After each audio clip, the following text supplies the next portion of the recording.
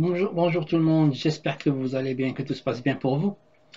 Donc, suite à ma précédente vidéo, je vous ai montré les étapes à suivre afin de vérifier si votre switch est modifiable ou pas. Donc, je fais cette nouvelle vidéo pour vous donner les prérequis pour modifier votre switch et les étapes à suivre afin de le faire, étape par étape. On y va. Donc, d'abord, comme prérequis, donc bien sûr la switch, une switch modifiable.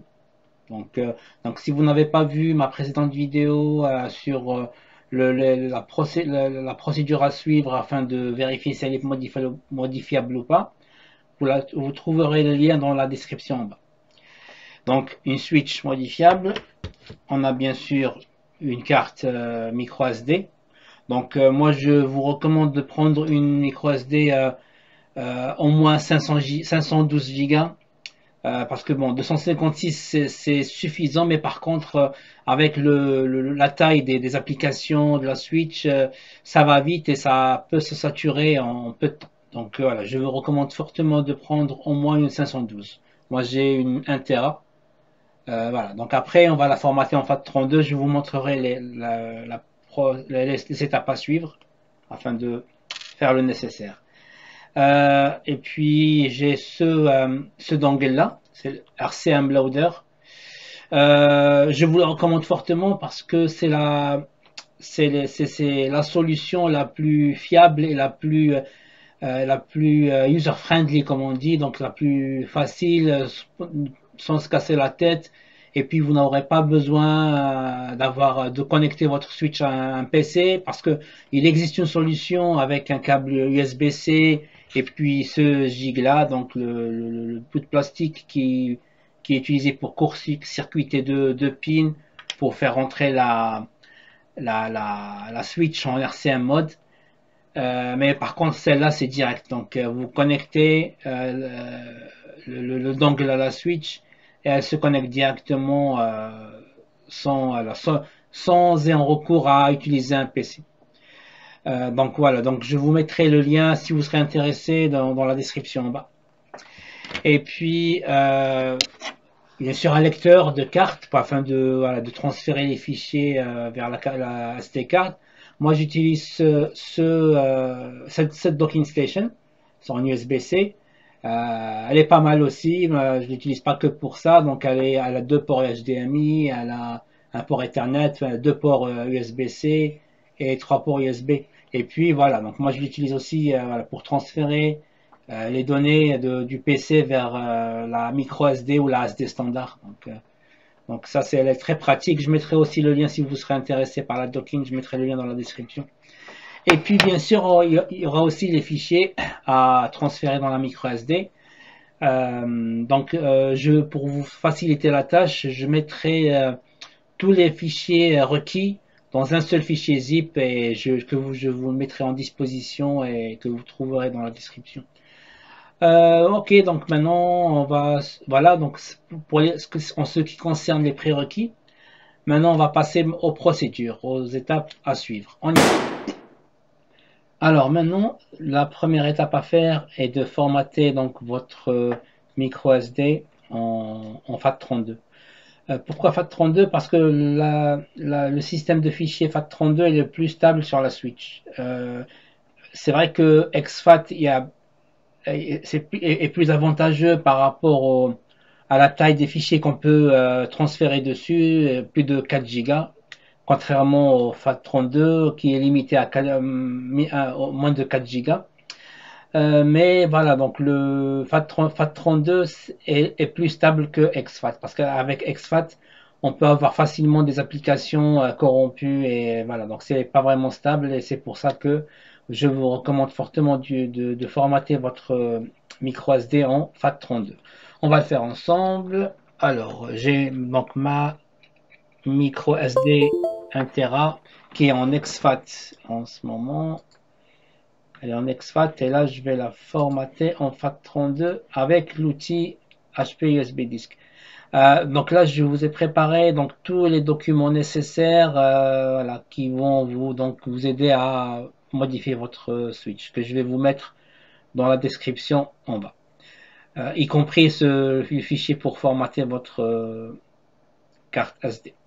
Donc, on va le lancer. Donc, là, il faut, en tant qu'admin, l'administrateur. Et du coup, là, alors on va voir, c'est la D. Donc, c'est ça, 1 Tera. Donc, il faut bien voilà, voir FAT32, Quick Format.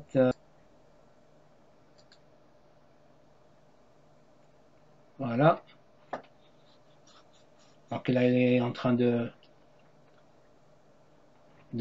formater en FAT32.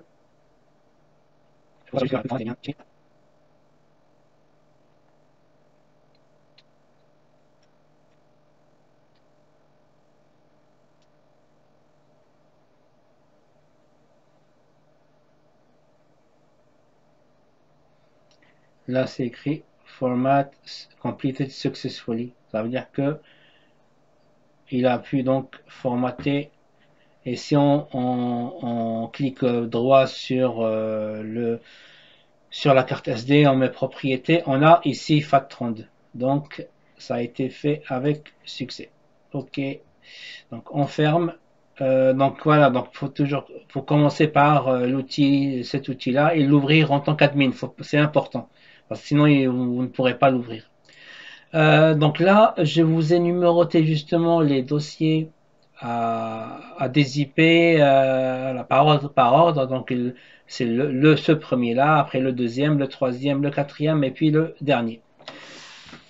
Donc, donc ce qu'il faut faire maintenant, on va donc ouvrir les deux en parallèle. Donc la carte SD avec le répertoire. Donc je vous mettrai le lien pour télécharger le pack complet sur un seul lien. Comme ça, vous n'allez pas vous casser la tête. Donc maintenant, basically, qu'est-ce qu'il faut faire? Donc vous devez donc avoir WinZip ou WinRAR ou 7zip, parce que un outil de décompression qui décompresse les fichiers zip. Donc là, vous ouvrez donc le premier.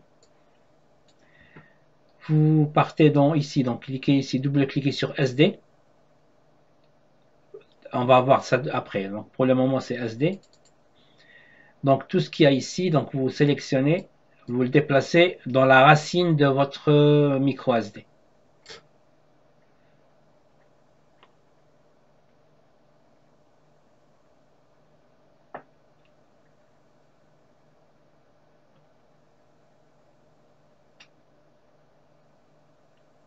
C'est facile, il faut juste suivre les étapes. C'est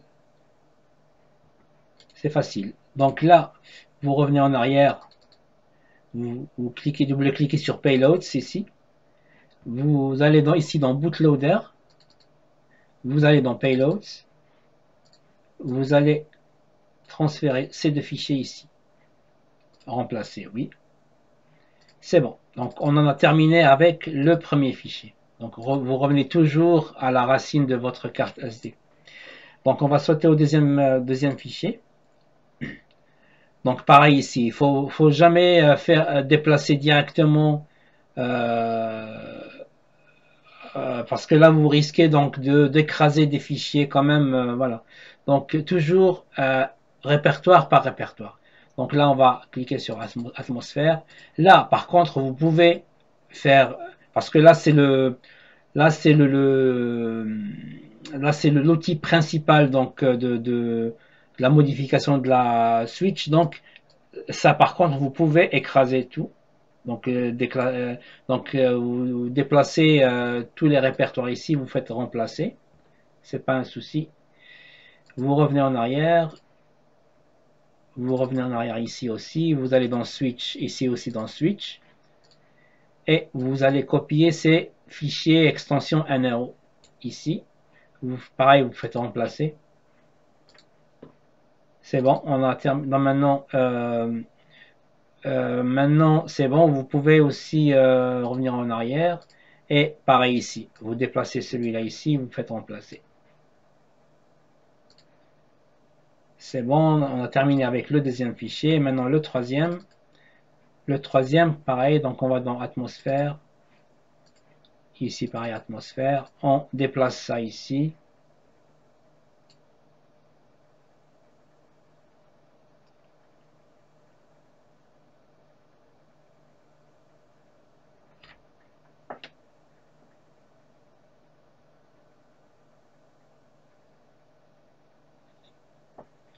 Ok, c'est bon. Maintenant, on va dans Bootloader. On revient en arrière, Bootloader. Et on va copier ici le fichier patch.ini. C'est pareil, donc on a terminé avec ce fichier. Donc on revient pareil, on va dans Fuzzy. Donc celui-là, on va dans Bootloader, on va dans Payloads et on va le déplacer ici. On va remplacer pareil. Moi, ce que je fais aussi, je fais quand même une copie dans Atmosphère ici de Fuzzy. Donc voilà, c'est bon. Maintenant, on va donc on va revenir ici aussi dans la source, donc la racine de la carte SD. Et là, donc on va dans Tinfoil, le dernier. On va dans Switch, pareil, Switch ici. Et on va déplacer le répertoire Tinfoil. Donc cet outil-là, c'est lui qui va nous permettre d'installer les applications via un disque dur externe. Donc on va utiliser celui-là voilà, qui va nous aider donc à installer les applications.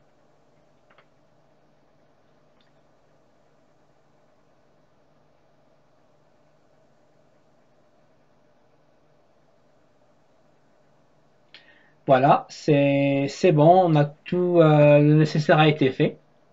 Maintenant, on va déconnecter donc la carte SD. C'est bon. Maintenant, on va sauter sur la Switch. Donc, voilà. Je vous dis à tout à l'heure. Hello there. Alors, on a donc transféré tous les fichiers requis pour modifier la Switch. Et maintenant, on va passer à la dernière étape. Donc, on va tout d'abord connecter donc notre micro SD. Donc, dans son port ici, son emplacement. Voilà. Voilà. Et maintenant, on va démarrer donc la console en RCM mode. Pour cela, il faut utiliser donc le RCM loader. Voilà. On va l'insérer donc dans le port USB-C, le port de charge.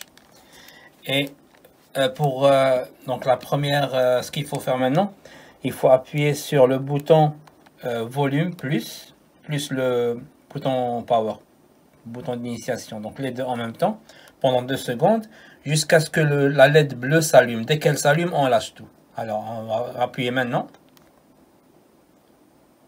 et on lâche. Dès qu'elle s'allume, on lâche. Et là, la console elle va démarrer en RCM mode. Donc le mode recovery pour lancer justement le custom firmware. Donc là c'est bon, on est dans RCM mode. Donc avant de lancer le payload, je vais juste vous montrer une petite astuce ici. Donc on va dans Tools. Après on clique sur RCM. Et là on a Auto RCM. Auto RCM, quand elle est sur On, on n'a pas besoin de cliquer sur combiner entre les deux boutons, donc le volume plus power. Juste le power suffit.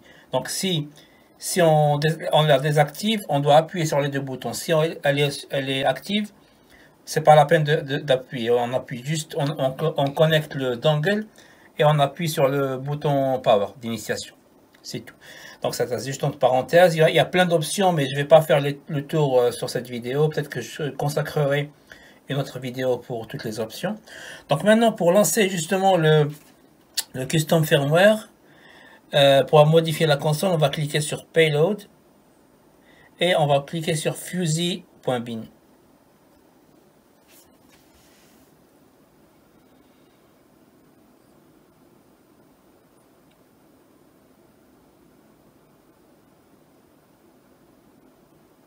Donc on peut maintenant déconnecter le RCM loader.